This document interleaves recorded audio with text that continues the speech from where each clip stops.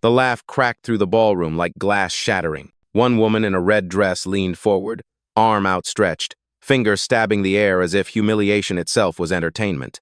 Her voice rang over the string quartet that had just gone silent. Eat white cake, hide black. And then came the roar of laughter. Expensive tuxedos doubled over. Sequined gowns shook with glee. Champagne glasses trembled in manicured hands. At the center of it all, she stood motionless. A tall black woman in a white gown, her face buried beneath a slab of cream and sugar. Frosting slid down her jawline. Red cherries clung to her collarbone. She didn't flinch. She didn't wipe it away. The hostess in red smirked, tilting her head like she had just won a prize. "Out! You don't belong here!" she spat, and the crowd laughed harder. What they didn't know, what none of them could possibly imagine, was that the woman they had just tried to erase owned more of this gala than anyone laughing in that room. But in this moment, she gave them silence, and silence is heavier than rage. Before we continue, where are you watching from? Drop your city or country in the comments below, and if you believe in dignity and justice, hit like and subscribe. These stories spark change, and we're glad you're here. Now, back to her. She took a single step forward. Frosting dripped onto the marble floor, a small red cherry rolling across the tiles until it stopped at the patent leather shoe of a guest too stunned to move. Her gown, once pristine, carried the insult like battle paint. The orchestra shifted uneasily. A violinist lowered his bow. One guest whispered, "This is going too far." But the laughter drowned him out. The hostess waved to the guards by the door. "Escort her out," she commanded, as if she were swatting at a fly. Her diamond earrings swung with every syllable, flashing like daggers in the chandelier light. Two guards stepped forward, the crowd parting to make way for the spectacle. Phones flicked on. A young journalist in the corner raised her lens just above her clutch, whispering, "People need to see this." Still, the woman in white said nothing. She simply inhaled, calm, as if she had rehearsed this humiliation 100 times before. The red-dressed hostess leaned in one last time, her voice dripping with mockery. "Honey, you'll never taste this world. Not tonight. Not ever." But the frosting-covered woman, black, silent, unmoved, remained anchored to the marble like a monument no laughter could topple. And in that silence, something shifted. The laughter echoed long after the frosting stopped dripping. In the ballroom of crystal chandeliers and polished marble, the scene already felt like legend for those who thrived on cruelty. Yet she stood there, tall and silent, a figure the room believed was powerless. Her name, though no one here cared enough to ask, was Elena Grant, 42 years old, founder of Grant Global Holdings, a portfolio that stretched across luxury brands, real estate, and tech. Net worth, $12.6 billion. But none of that showed tonight. By design, she had arrived at the gala without an entourage, no velvet-roped entrance, no flash of paparazzi. Just a white gown simple enough to be mistaken for anonymity. A gown chosen on purpose. Because Elena had learned long ago that the truest test of power wasn't when people saw your crown, but when they believed you had none. The gala itself was billed as an evening of elegance. Hosted by the Caraway Foundation, a charity arm tied to the very luxury group Elena held a controlling stake in. What no one in this hall understood was that every chandelier above their heads, every bottle of champagne they toasted, every logo on the gilded invitation, all of it existed because Elena signed off on it. But tonight, she chose to walk in as no one. Years earlier, at 25, she had entered a different ballroom in Atlanta.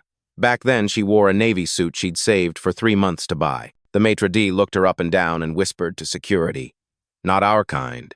She stood outside in the rain for 40 minutes while men who looked nothing like her walked straight in. That memory burned like acid. And now, nearly 2 decades later, here she was again. Same marble, same chandeliers, same judgment in different clothing. The hostess in red leaned against the cake table, still basking in the glow of her cruelty. She didn't know Elena's name, didn't know Elena's reach, didn't know that the very dress she wore came from a label funded by Elena's capital. Guests circled in whispers. Who let her in? Must be a crash. She doesn't look like money. But Elena's silence cut deeper than their mockery. Across the room, a young journalist, barely 26, clutched her phone tighter. She mouthed words only her recording app heard. Black woman, white dress, cake, crowd laughing. Remember this. The violinists shifted nervously, bowstrings taut but unmoving. Even music seemed to sense the fault line running through the room. And at the edge of the crowd stood a man in a navy tux, mid-50s, sipping champagne as if detached. He was the event director, Caraway's right hand. He watched Elena not with curiosity but disdain, calculating how fast to erase her from the night's memory. "Escort her out," he said flatly. His voice didn't rise. It didn't need to. Authority, even when misplaced, often whispered. Two guards moved closer, the room parting like obedient waves, phones lifted higher. For some it was entertainment, for others, evidence. Elena still didn't speak, but inside, her resolve was steel. Tonight wasn't an accident. Tonight was a test, and every second they believed she was nothing only made the reveal sharper. Because Elena Grant hadn't come to beg entry. She had come to show them what happens when arrogance mistakes silence for absence. The ballroom no longer buzzed with music. It buzzed with judgment. Elena stood in the center, frosting sliding slowly from her cheek to the polished floor, while the two guards closed in. Their black suits were pressed sharp, their hands twitching just shy of her arms. "You heard the director," the hostess in red said, her tone now triumphant. "She's a fraud. Get her out." The first guard stepped forward, his voice low but meant for the whole room. "Ma'am, we'll need you to leave. Now." Around them, the laughter shifted into murmurs no less cruel, just quieter, sharpened by curiosity. She forged a ticket. Must have snuck in. Security should drag her out. The words swirled like smoke, staining every corner of the marble hall. Elena's eyes moved across the crowd, but not in desperation. Her gaze was measured, as if she were studying them, cataloging every sneer and smirk. She remembered boardrooms where men called her lucky, banks where clerks questioned her collateral, hotels where managers whispered fraud under their breath. The faces always changed. The script never did. One of the guards reached for her wrist. She didn't flinch, but the room did. A sharp intake of breath, like an audience sensing the moment before a storm. The event director crossed his arms, satisfied. "We run a reputable gala," he said. "We don't tolerate disruptions." He didn't finish the sentence. He didn't have to. Everyone knew what he meant. The hostess smirked wider. "Send her back to the kitchen. That's probably where she belongs." Her laughter this time was brittle, too loud, like glass cracking under pressure. Phones kept rising. A young man near the bar whispered to his friend, "This is going viral. Watch." Elena still hadn't spoken. She simply adjusted her grip on the small clutch in her hand, a movement so calm it made the aggression around her look theatrical. Her silence wasn't compliance, it was indictment. The second guard, emboldened, stepped closer. "Ma'am, cooperate or we'll remove you." From the far side of the hall, a woman's voice finally cut through the noise. A journalist, the same one who had been recording since the cake hit, called out, "She has a ticket. I saw her name." The room snapped toward her, eyes narrowing, disbelief sharpening. The director's face flushed with annoyance. "Stay in your lane," he snapped. "We don't need interruptions." But the words hung heavy. A ripple of doubt slid through the guests. Not enough to stop the guards, not yet, but enough to fracture the certainty. The hostess rolled her eyes dramatically. "Please, that's what they all say. A stolen invitation, a fake name, a cheap dress." Cheap, the word sliced the room open. Elena's white gown, intentionally understated, suddenly became the centerpiece of ridicule. Guests leaned in, whispering with new fuel. "She doesn't look like money. That fabric isn't couture. Probably rented." Every whisper was another shove, another attempt to strip her of belonging. The guards advanced in sync now, their shadows stretching under the chandeliers. Elena didn't retreat. She didn't raise her voice. She simply stood, a marble statue among a sea of papier-mâché pretenders. And then, quietly, almost imperceptibly, she exhaled. The kind of breath that signals not defeat, but calculation. The gala thought it was pushing her out. In truth, it was pushing itself closer to collapse, because humiliation was always the last step before revelation. The first guard's hand hovered inches from her wrist. The second shifted his weight forward, ready to seize. The director's lips curled with authority, certain this scene would end in silence of his choosing. But Elena's silence was not his, it was hers. She lifted one hand slowly, not to strike, not to defend, but to retrieve a simple linen napkin from the nearest table. The crowd stilled as she dabbed the frosting from her face, calm and methodical, each motion deliberate, unhurried, as if she were dictating the pace of the room. The murmurs dimmed, laughter faltered. Power, after all, is rarely loud. She folded the napkin once, then again, placing it neatly on the table beside her untouched clutch. A small cherry still clung to her jawline. She let it stay, like proof, like evidence. The hostess scoffed. Is that all you've got? No tantrum, no protest? Her words were meant to ignite, but they landed dull against the steel of Elena's composure. A guest near the back whispered, "She doesn't even look scared." Another replied, "She looks patient." The guards hesitated, not because they doubted their orders, but because her stillness unnerved them. To touch someone so calm felt like pressing against stone you weren't sure if it would crack, or if your own hand would break. Elena finally spoke, her voice low, level, but carrying across the hall like a bow drawn across a single, perfect string. "I am not leaving." 4 words. No anger. No volume. But the chandeliers themselves seemed to listen. The director bristled, masking unease with bluster. "You don't make the rules here." Elena's eyes met his, steady and unblinking. "I don't have to." It wasn't defiance, shouted, it was inevitability, whispered. Guests leaned closer now, drawn in by the gravity of her restraint. Even those who had laughed minutes ago shifted uncomfortably, their amusement curdling into doubt. The young journalist in the corner tightened her grip on her phone, her recording capturing not just images but atmosphere, the air itself thickening. The hostess tried again, voice brittle. "You're embarrassing yourself." But Elena's poise turned the accusation inward. The more they tried to diminish her, the smaller they looked beside her silence. She stood tall, frosting, streaking her white gown like battle scars. She didn't wipe it all away. She let the humiliation linger, because every insult was about to become evidence, and every witness about to become a jury. In that moment, her restraint became weapon, her stillness, a stage, her silence, a verdict not yet spoken. The guards exchanged a glance, uncertain. The director snapped his fingers sharply, as if noise alone could push the scene forward. But the energy of the room had shifted, because Elena Grant had not fought back. She had not shouted, she had not begged, and yet, somehow, she had already taken control. The hush that followed Elena's words stretched long, uncomfortable, like the pause between thunder and lightning. And then, the phones rose higher. From the far corner, the young journalist lifted her camera above the crowd, angling to capture Elena's calm face streaked with frosting. She whispered into her mic, "This is wrong. Everyone needs to see this." Her voice trembled, but not from fear, from urgency. Near the champagne bar, a man in a silver tux tapped record on his phone, too. He wasn't pressed, just a guest, but he leaned to his partner and said, "If she gets dragged out, people should know." His partner nodded, eyes fixed on Elena as if seeing something the others missed. A ripple spread, guests whispered, not about Elena anymore, but about the cameras. "Are they filming? Put your phone down. This could get ugly." The director noticed, his jaw tightened. He raised a hand toward the guards, signaling them to move faster, end the spectacle before it grew teeth online. But it was already too late. A woman in emerald green, seated near the stage, called out louder than a whisper dared, "Why are you forcing her out? Did anyone even check her ticket?" Her tone wasn't defiant, but curious, and that curiosity cut sharper than accusation. The hostess snapped, voice dripping with venom. "Because it's obvious. Look at her." But the words fell flat. For the first time, the crowd wasn't laughing. They were thinking. Elena's silence worked like gravity.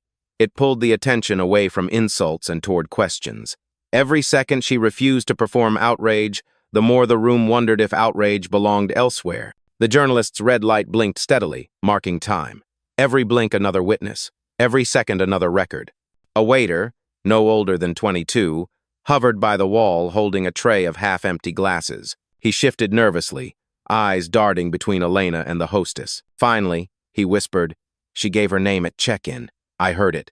He wasn't loud enough for the room, but the journalist caught it on her mic. The guards paused again, sensing the shift.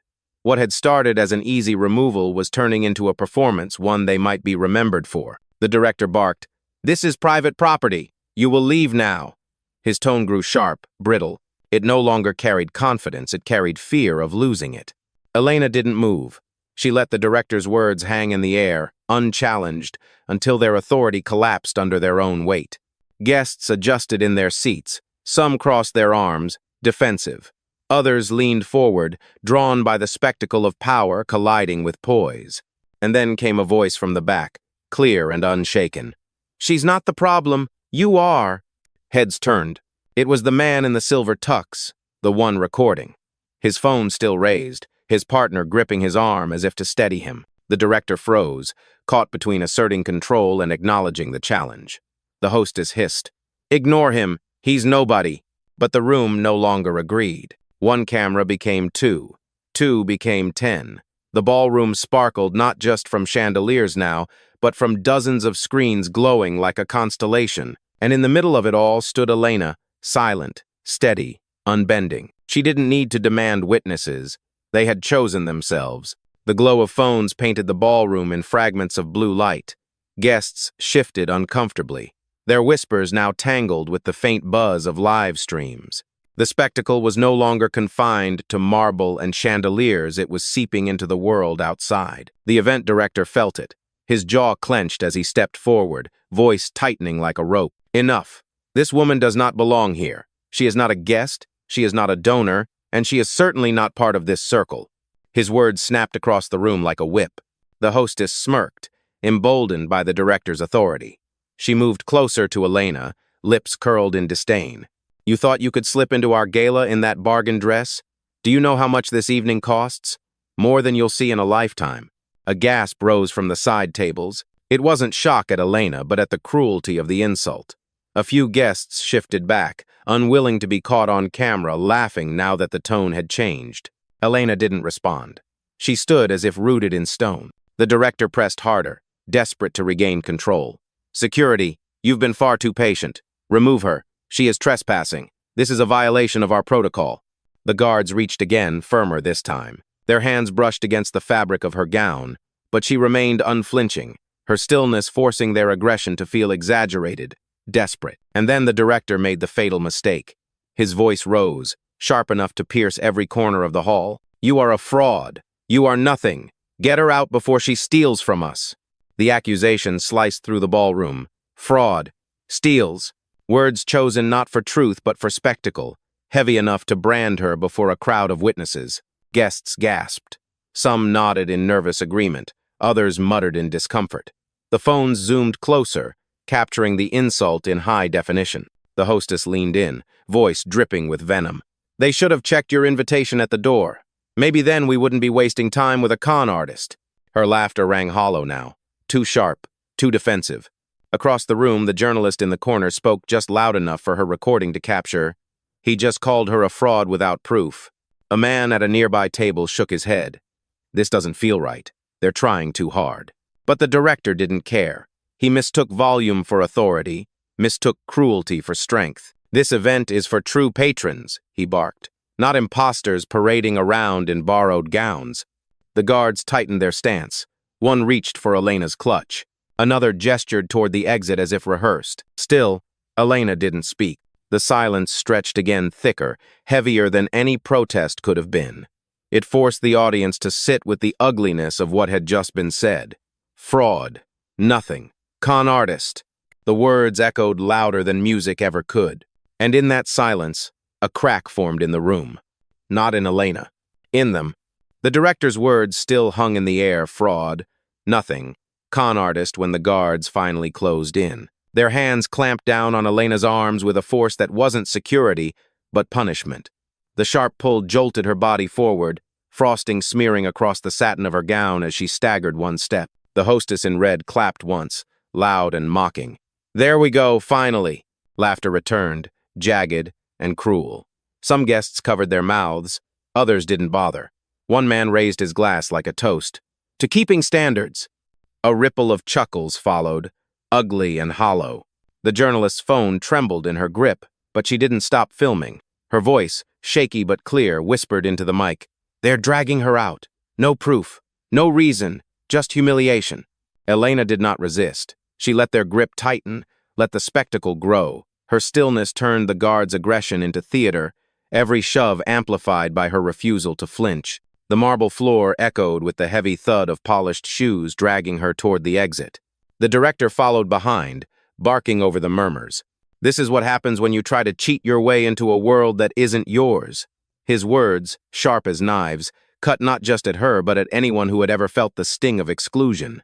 The hostess leaned close enough for only a few to hear her whisper venomous, "Remember this, honey. Remember how they laughed." But laughter is a fragile weapon. It breaks the moment someone stops laughing with you and starts laughing at you, because not everyone in the room was smiling now. Near the bar, the man in the silver tux muttered, "This is disgusting." His partner whispered back, "Keep recording." Phones shifted angles, catching every pull, every insult, every ounce of cruelty. A woman in emerald green, the one who had questioned earlier, stood abruptly from her chair. "Stop!" she called out. Her voice cracked but carried. "She hasn't done anything!" The director shot her a glare. "Sit down, or leave." Oh, but the crack had widened. Murmurs spread. No longer just ridicule, but doubt. The crowd wasn't united in mockery anymore. They were splitting. Some turned away, ashamed. Others leaned in, eager for the viral clip. Elena's heels scraped against the marble as the guards yanked harder. Frosting smeared onto their black sleeves, white against the darkness like guilt made visible. She didn't resist. She let them perform. Every gesture, every shove, every laugh, they were building her case for her. The journalist raised her phone higher, her voice steadier now. They're physically removing her. She gave her name, she gave her ticket, and still, they're calling her a fraud. Gasps rippled as the guards reached the grand double doors, their polished brass handles gleaming under chandelier light. The exit loomed like exile, but Elena's face remained calm, untouched by panic. Her silence wasn't submission, it was preparation.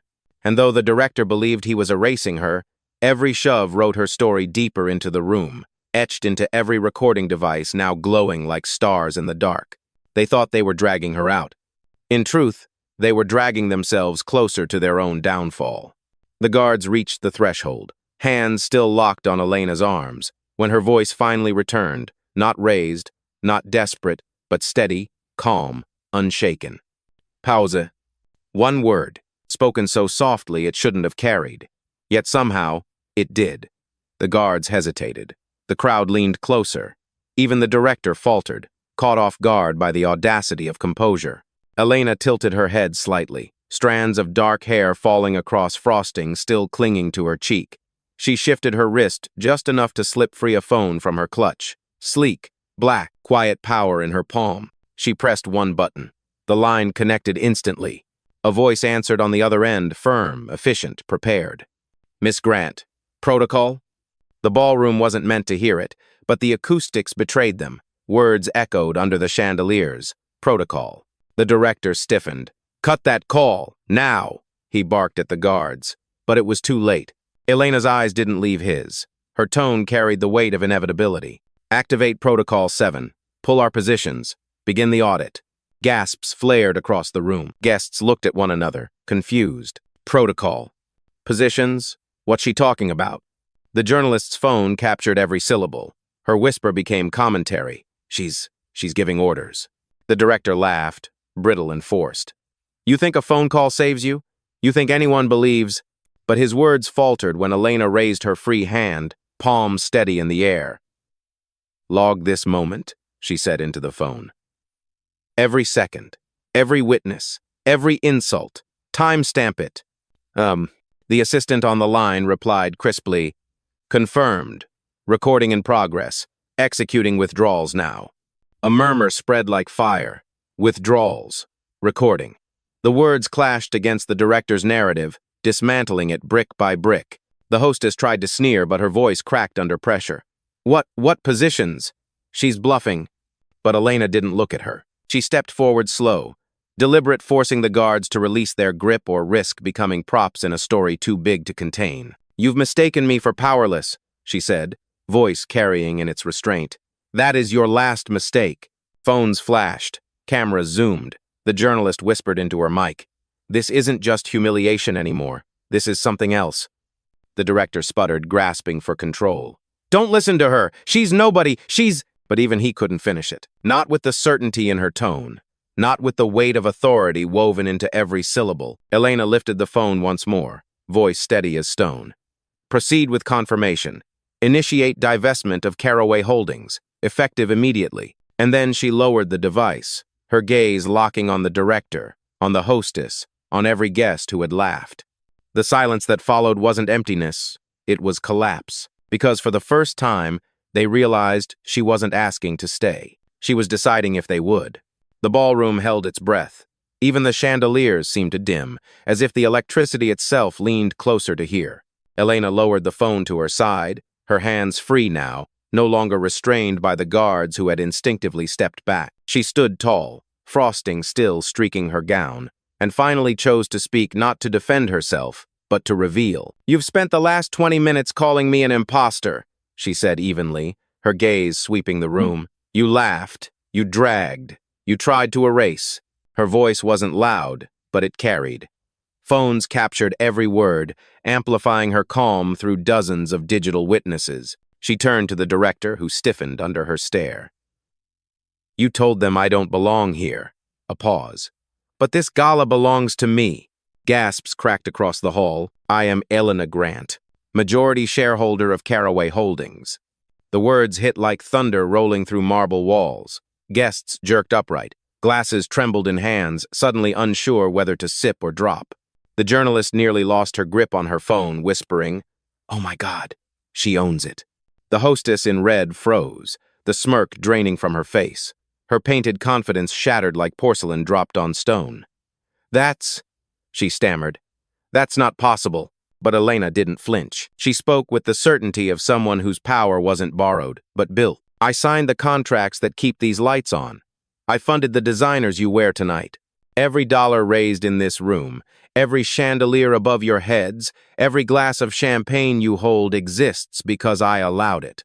A ripple of disbelief swept the crowd, followed swiftly by realization. Guests began to murmur louder. "She's the one?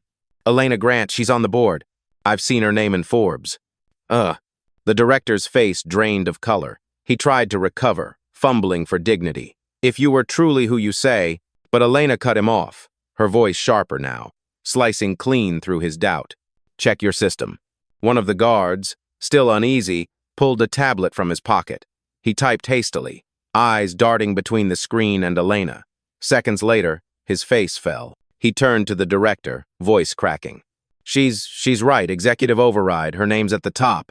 "Oh." The room erupted half gasps, half stunned silence. The hostess shook her head violently, as if denial could erase truth. This is a trick. She's faking it." But the guests weren't convinced anymore.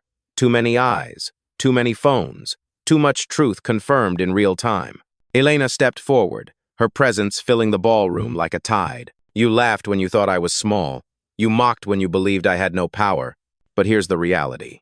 I don't need to beg for a seat at this table. I own the table." Phones flashed in rapid bursts, capturing the line destined for headlines, captions, shares. The journalist's whisper shook with awe. She just ended them. The director stumbled back, his authority unraveling in front of the very crowd he had tried to command. The hostess covered her mouth, too late to hide her panic. The guards lowered their heads, suddenly aware of the cost of obedience. And the guests, those who had laughed, those who had whispered, those who had filmed, now stood in the presence of not a victim, but a revelation. The revelation detonated through the ballroom like a fault line snapping beneath marble. The director's face drained white, his lips opening and closing without words. He looked to the guards for support, but they had already stepped back, their posture shifting from enforcers to bystanders. Their eyes flicked toward the glowing tablet, toward the name at the top of the system, and then down to the floor. The hostess in red swayed where she stood. Her hands, still sticky with cake, trembled as if holding invisible glass ready to shatter. "No," she whispered, her voice too soft for the room but too desperate to be missed. "No, she can't be." But the guests knew. They didn't need another confirmation. The truth had already sunk into the foundation of the hall. Phones lifted higher, recording not just Elena but the unraveling of everyone who had tried to erase her. The journalist whispered into her mic, her voice carrying awe.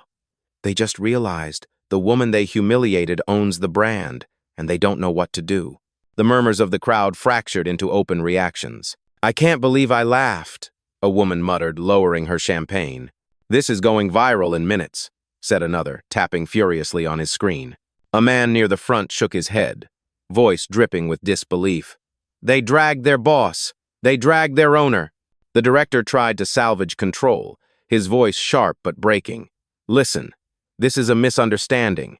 If she had simply identified herself—" Elena's eyes locked onto him, unblinking, and the words shriveled in his throat. The guards shifted uneasily, one mumbling under his breath, "We shouldn't have touched her." The other nodded, shoulders stiff with regret. Their polished suits, once symbols of authority, now looked like uniforms of disgrace. The hostess pressed her palms together as if in prayer, her earlier cruelty collapsing into panic. "Please, I didn't know. I thought—" But her stammering only fueled the spectacle.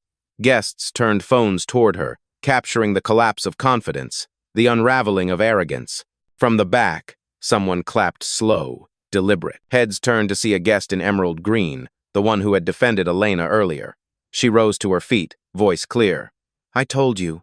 She did nothing wrong." The applause caught like kindling. Another guest joined in, then another. Soon, the ballroom echoed with clapping, not for the hostess, not for the director, but for the woman who had stood silent through humiliation and revealed herself only when it mattered. The director's hands shook as he raised them, pleading, "Stop this! Sit down!" "You don't understand the situation." But the crowd no longer looked to him for instruction. They looked to Elena.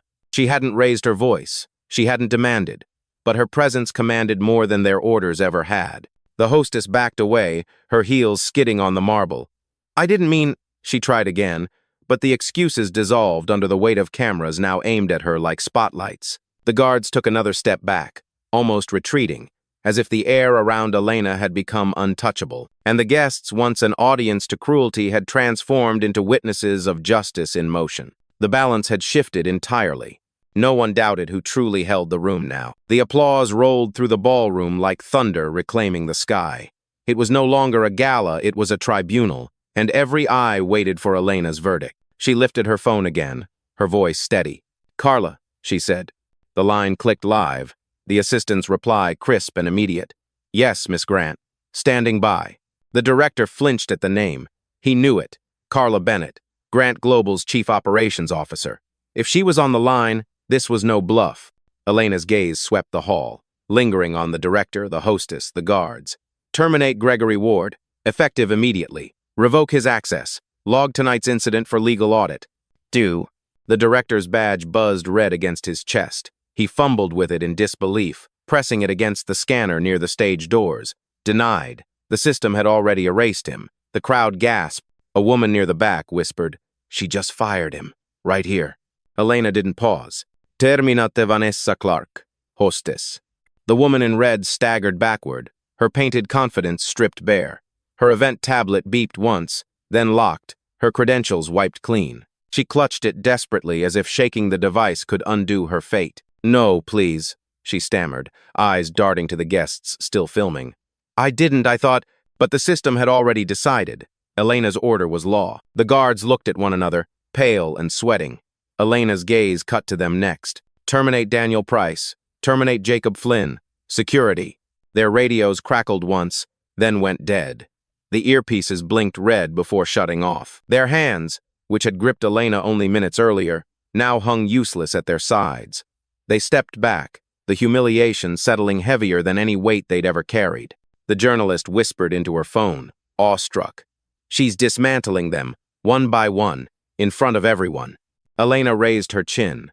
"Carla, freeze Caraway's accounts tied to this gala, effective immediately. All donations, all pledges suspended." A hush fell like a guillotine.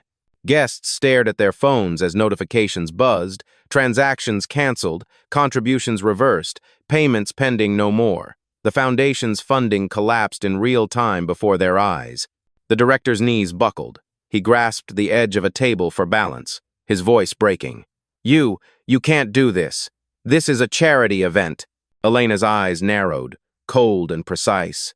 "Charity built on humiliation is not charity. It's theater." And the curtain just fell. The hostess dropped to her knees, babbling excuses no one listened to. The guards shuffled toward the wall, shrinking in uniforms that no longer granted them authority. The guests, once complicit, now erupted. Phones lifted higher. Applause cracked louder. Voices shouted over each other. She just shut them down. This is history. I've never seen power like this. Elena stood still in the storm she had summoned, unflinching, her voice the only calm in the chaos. Carla, she said, log the final note. Every witness tonight saw the truth. That is all that matters. The line clicked again. Confirmed. The system sealed their fate, and the ballroom, once a stage for her humiliation, now stood as a courtroom where she had rendered judgment. The ballroom was unrecognizable